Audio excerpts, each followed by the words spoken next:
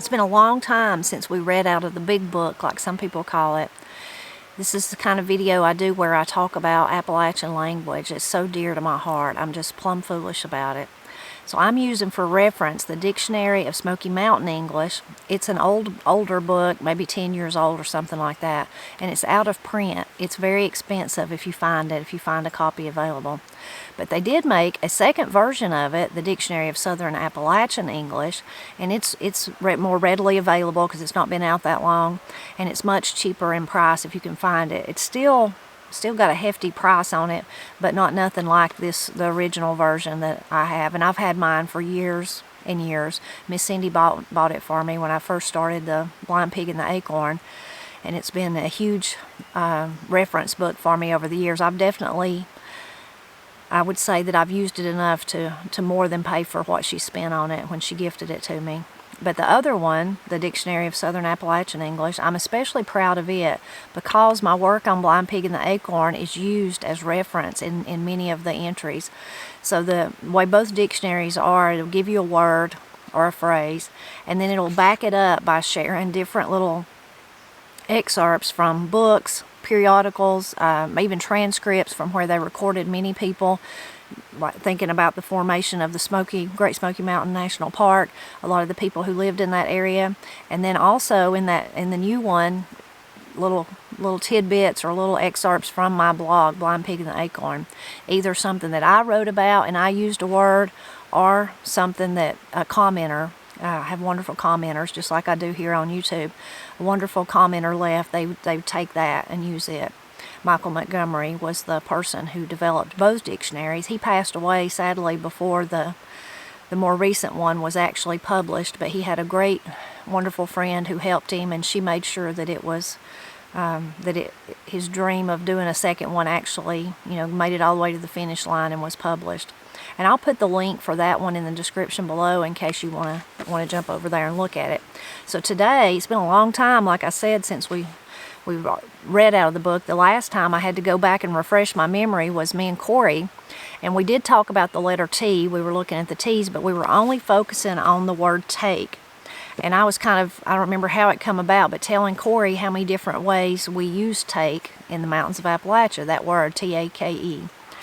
And she was kind of giving me a hard time about it, and I said, well, I'm going to show you, and let's do a video. It'd make a good video while I show you. And so she was impressed with how many different ways there was. I'll link to that one so you can go back in case you missed it and see that. But so we're going to do the T's today. We'll just skip over that part. And when I do these, I never get all the way. I don't use every word. So, but the way I look at it is that just means I can do more videos in the future. Because, of course, you can't listen to me drone on and on for hours. But today we're going to start with the word tad, T-A-D. It's a noun, a small child, or a small portion. Now, I've mostly heard it in reference to a small portion, not a child. But 1951, Chapman's speech often confusing, the word tad applies not only to a small child, but to any small quantity. So that's the way I've most often heard it, like maybe if I'm eating at Granny's or something, and she asked me if I want maybe some more fried taters or whatever it is, I might say, yeah, give me a tad more, just a tad. I don't want much. I just want a tad, just a little, just another bite or two. 1997 Montgomery collection, Small Child, was known to Adams, Bush, Cardwell, Ellis, Jones, and Weaver. So that's interesting. I've never heard it though to mean a small child. If you have, please leave a comment and share that. The next one is a tag of ice, and that's just a hanging piece of ice. I've really never heard that. 1991 Beverly Old Mountain idiom. 1997 Montgomery collection, Adams, Bush, Cardwell, Jones, Ledford, Norris, and Oliver was known to them. Now this next one is one of my favorite old sayings, and I've never heard anybody really say it, I don't think, unless my mind's failing me, but I read it in the dictionary, and it's so descriptive, like so many of our phrases in our language here in the mountains of Appalachia. It just leaves nothing to the imagination. It tells you exactly. So the actual phrase is tail end of misery, a noun phrase, someone experiencing great discomfort or physical suffering. in the 1999 Montgomery collection, I feel like the tail end of misery. I feel like the tail end of misery, and that's Cardwell. Unfortunately, all of us humans in this life, at one time or another, we feel like the tail end of misery, whether that's from, you know, actual bodily aches or sickness, or if it's emotional strain or stress in our lives. But that's so descriptive, the tail end of misery. I really, really like that one. A tail twister is a noun. 1968, someone who follows along behind others, especially a younger brother or sister, and that was in Brasstown, North Carolina. A tail twister. I've never heard a younger brother or sibling or cousin or anything called that. That does remind me of how when hunters would hunt, and sometimes whatever they were hunting, their dogs would chase it into a hole, that I think you can use a pole and twist them out. That's what that makes me think of. But they're saying that it's someone who follows along behind others, especially a younger brother or sister.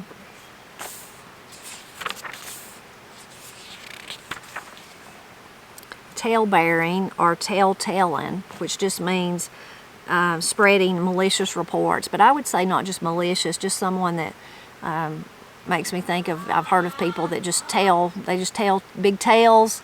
You know they're not true, but they tell them anyway. So I don't think it always has to be malicious, but I've not really heard a tale bearer, but that makes sense. A person who tells those big tales that's not true, that's what they would be, a tale bearer.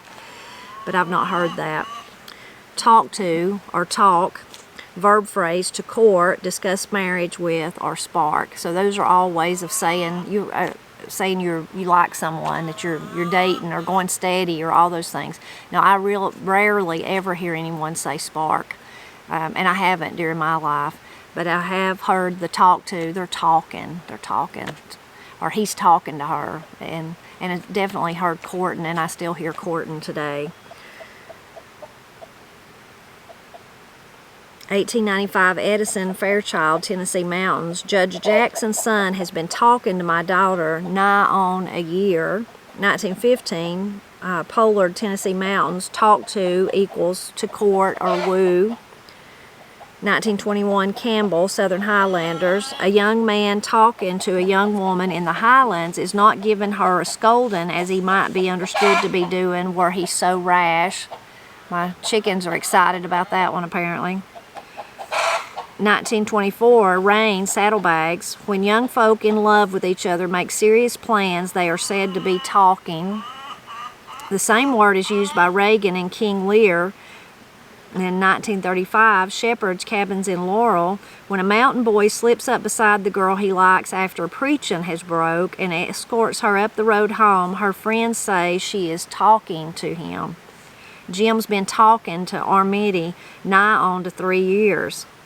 So I guess they were thinking Jim ought to hurry up. And then 1993, Weaver, Scotch-Irish speech. Also expressions such as sparking, dating, courting, dating with serious intent, and talking, contemplating marriage. Very distinct in meaning in West Virginia, were used interchangeably in the Carolinas. I was going to say here, as still today, you would all those would kind of be about the same if you were describing someone that was kind of getting serious, but not maybe about to get married or maybe not about to get married. And this one kind of goes along with that one, but in a totally different way. So talk hard is a verb phrase to speak harshly or judgmentally about someone.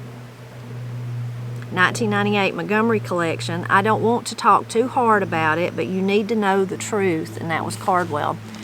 So talk hard is still one that I would be familiar with and still use today. I've used it with Corey and Katie. Pap used it with me. Those are the ones that come to mind, is the times maybe that Pap said, now Tipper, I'm going to talk hard to you. In other words, he was saying, I don't really want to do this, but you need to hear what I'm about to say, and you need to pay attention.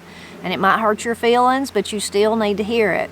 And I've done the same thing to Corey and Katie over the years. When I thought they needed a talking to, I might say, I'm going to talk hard to you. Now, I love you, but you need to hear this, whatever it was about. So that one is still here. You might, even in the, not thinking about intimate family relations like that, maybe just, I heard them down there and I don't know what was going on, but he was talking hard to her. You might use it in that manner. So you have to tell me if that one's, if you're familiar with that one. Still kind of in the same vein of talking, the talkingest.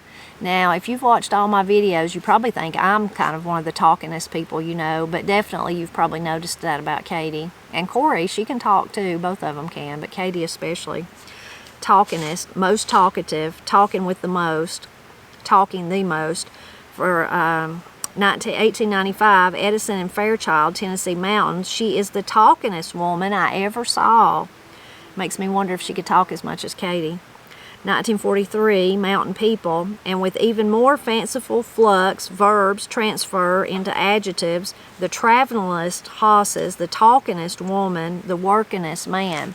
So that's kind of saying that in those areas, and it would still be like that today. I dropped my pencil.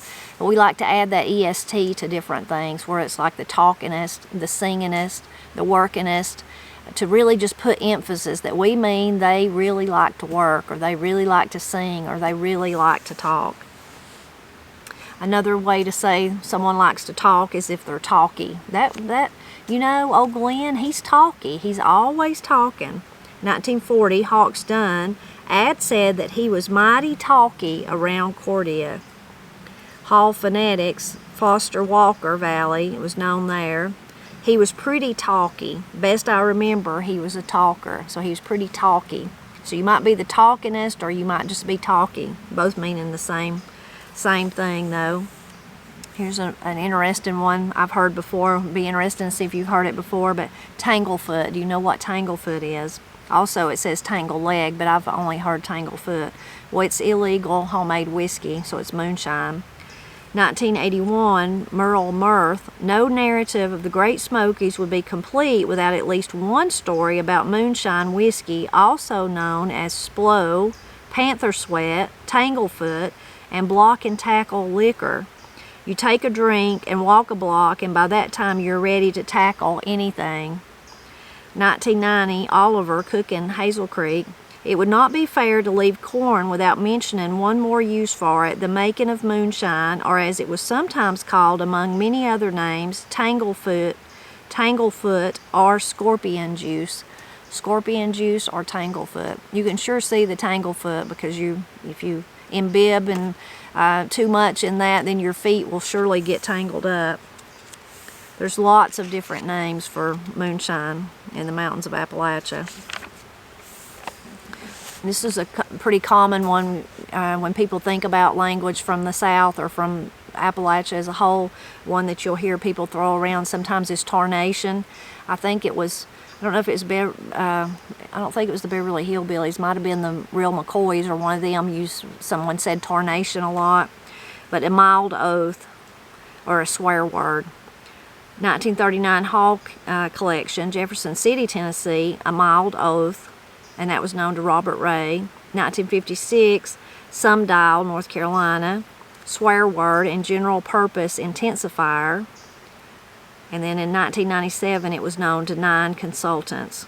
So Tarnation, that's just one, it's pretty common. I would still hear that. What in Tarnation? This is the time of the year for the next one, is tassel. A variant form would be tassel. If you hear about the corn tasseling or tosseling, that just means the little, like the corn tassel or tassel. If you see it up on top and the bees are working it, that's what that means. And I like that one is known in Brasstown, North Carolina, Spruce Pine, North Carolina, and then also in the Montgomery collection known to Cardwell. That's just one of the most beautiful sights ever. We don't get to grow corn now, but when Pap was alive and we always had corn in his big garden, is to go through I'd like to go deep in the aisles there, in the rows of corn, and just kind of stand still and hear the bees working while the corn was tasseling, and it's just amazing. And it'd be even better if there's a blue sky and you could see that green against the blue as you look up, and then hear the humming of the bees. Just magical, totally magical place. One of my favorite places to be, for sure.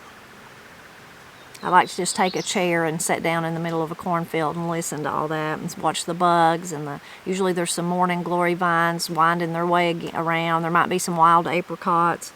Just a beautiful, beautiful place.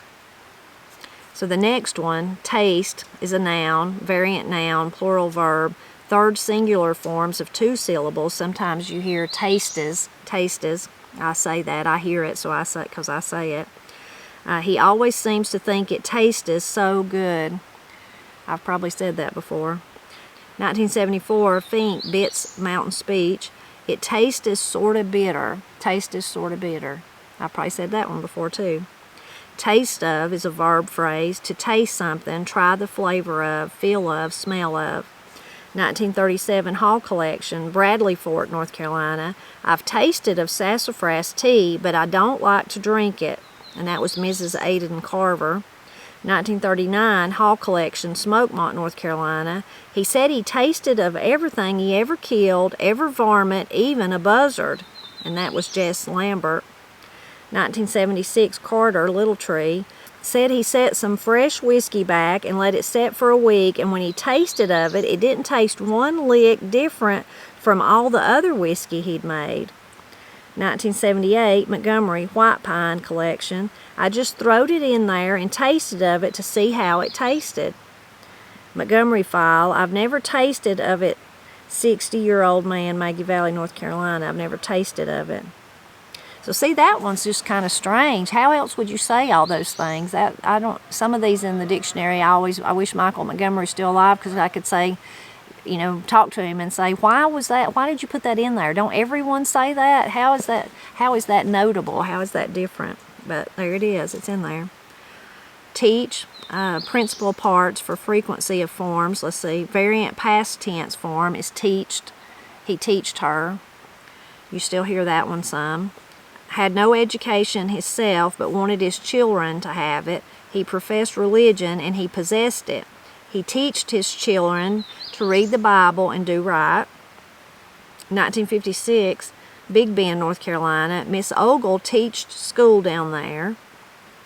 And then there's variant forms, teach and teached. 1937 Hall Collection. Our dog has been teached to run the cattle.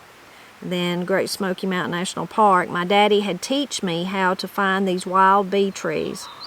So those are just different variations of teach. Tear down, adjective phrase of a person or place, unkept, disorderly, disreputable, wild, hence tearing down, torn down, unruly, disorderly, violent, rough, especially in the superlative. 1913 Cape Art. One day I asked a mountain man, how about the revenue officers? What sort of men are they? Torn down scoundrels, every one. 1944, Williams, word list, mountains. Torn down equals mischievous. What can a body do with a gang of torn down youngins under her feet? I like that one. 1944, Wilson, word list. Torn downest, there's that EST again, torn downest, is the wildest, most destructive, most full of life. I was one of the torn downest tomboys you ever hear of. 1950, Roman man. We had a good chicken dinner that night and went to the Wiley shop and had a tearing down time listening to the mountain music. That's the torn downest house I ever seen. So interesting, talking about the different ways. I would agree with both of those, that it's, could be a torn down place, just nobody's taking care of it. That house has been sitting there and it's just torn down kind of place. I still hear that when I can see it. Not so much the one about the torn downest kids under my feet, but another one that comes to mind to me, and it may have happened between now and then, this usage between when Michael done the dictionary, or maybe he just didn't list it, but if somebody gets tore down, they get drunk. So that's how I've probably most often heard that, is they got tore down last night and that's why they're drunk. Which, if you think about it, if you were tore down and drunk, acting crazy, then maybe that would go back to the one, disorderly, violent, rough. I guess it would. I guess that means the same thing. So, interesting. Tear up. This is another one that I can't understand why it's in the dictionary. To break a machine or tool, to wear out emotionally or exhaust a person. Hence, tore up equals exhausted, worn out emotionally, distracted, broken. 1936, Madison County, Swain County, North Carolina, it was known. 1940, I was so tore up I didn't care what washed away. 1975, Chalmers, who is discouraged is clean out of heart. His nerves may be all tore up, or he is merely tired and whooped out.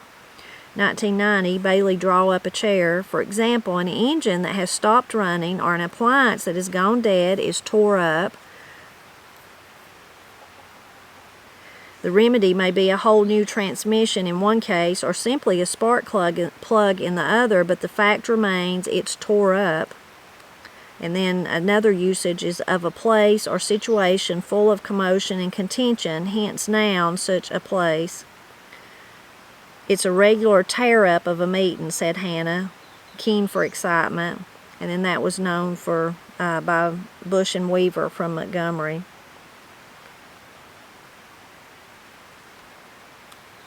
A tear-up place. That's interesting. That kind of goes back to the previous one. But the most common way that I've heard that phrase used is that first one, to brave. Something's tore up, you tear it up, you're going to tear it. Again, I don't understand why that one's even in here. Because it seems, how else would I say that? How else would I say if my washing machine's tore up? I don't know. You'll have to tell me. How else would I say that? Or don't tear it up. If you keep fooling with it, you're going to tear it up. Don't do that, you might say to a kid. So that one's interesting. Those are several there in a row that you wonder, like I said, why they're noted, but they are. They're noted. Again, I wish I could ask Michael. This next one, tedious, is the variant of it. It's K-part. He just noted it. You needn't take it so tedious as to ask every man you meet on Stokoa what his name is. Just say, hello, Mr. Crisp. So I guess they were saying there's a lot of crisp men on Stokoa. And so there wasn't even need to ask them. You just go ahead and say, hello, Mr. Crisp, because it was likely going to be a crisp. But that's what Granny says, tedious. Like, she's been working on these adorable little dolls, crocheted dolls. I don't know where she's seen them in one of her books, and just sat down and made some of them. They're flat, so they kind of remind me of paper dolls, but they're crocheted. But they've got, pigtails and real cute, and she's making them for her great-granddaughters mostly, but then she made several, so she told me I could have one of them. But she said it was tedious. It was kind of tedious trying to get them to work out right, so she uses tedious a lot. She's one of the ones that still use that word for sure. Teetotally, we use that, all of us, teetotally. Adverb, completely, entirely, absolutely. 1939 Hall Collection, Cataloochee, North Carolina. My daddy, he hollered for Mother, says, Mother, come here. He says, confound it, that cussed old cat scratched my hoss, and he's teetotally ruined. Teetotally ruined. That was Jim Sutton. 1974, Finks, I'm most teetotally wore out. 1974, McCracken, that branch is hopelessly and teetotally dry. 1978, Montgomery, White Pine Collection. No wonder the girls at these stands was give out teetotally. You didn't get no rest. You were just teetotally plumb wore out. So that's one that's still common, at least in my house, teetotally. It's just another way of putting that emphasis. So much of Appalachian language is like that.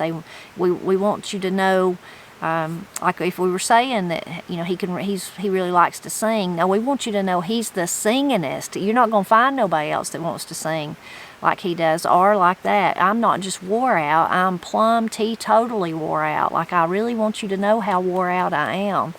It's one of my favorite things about the colorful, rich language of the Appalachian Mountains, the way people speak. And I'm teetotally crazy about it and trying my best to hold on to at least some of it. So many things have changed in my lifetime, things that have fell by the wayside, and words that are no longer used. And certainly that'll be the case in Corey and Katie's. Like Granny saying tedious, I don't say tedious. I should try to. And of course there's other words that she says that I don't say. This, in the same way, Corey and Katie, there's things I say that they don't say. Every generation you lose a little bit. And that's totally, you can't stop change, and that's the nature of language. It's ever evolving because things go, things that in those 1930s that they talked about on a daily basis. Well, we don't talk about them on a daily basis because we've we're not in that life. We're in this life. So I understand. I certainly don't think we can live in the past or anything. But those wonderful words like teetotally, or saying somebody's the talkingest, or he's talking to her, or all those things, I think they're wonderful. And I do think many of them, all of them, fit perfectly in the ones I shared today at least, fit perfectly into our modern day lives. There's so many of them, so I think it's a worthwhile endeavor to help hang on to them and keep them in usage. And if Corey and Katie are like I am, sometimes I do hear something come out of my mouth and I know it was Granny, and I might not have said it in, a year or two, or maybe more. Maybe I've never said it, but all of a sudden it comes out one day when I'm saying something. So they may be like that too, and they may say something that they've heard me and Matt say in years gone by, and all of a sudden, the same way they hear it come out of their mouth. I hope you enjoyed reading out of the big book today. I hope you'll leave a comment, though, and tell me which words and phrases were you familiar with, which were you've never heard of, which did you find was interesting, all those things. Probably one of my favorites that we talked about today was the tail end of misery. That's just so descriptive and just so perfect for so many of the things that us humans go through and, have to deal with in this life here in this old world. As always, I hope that you'll drop back by often, help me celebrate Appalachia, which for me, a whole lot of it is our wonderful, wonderful language.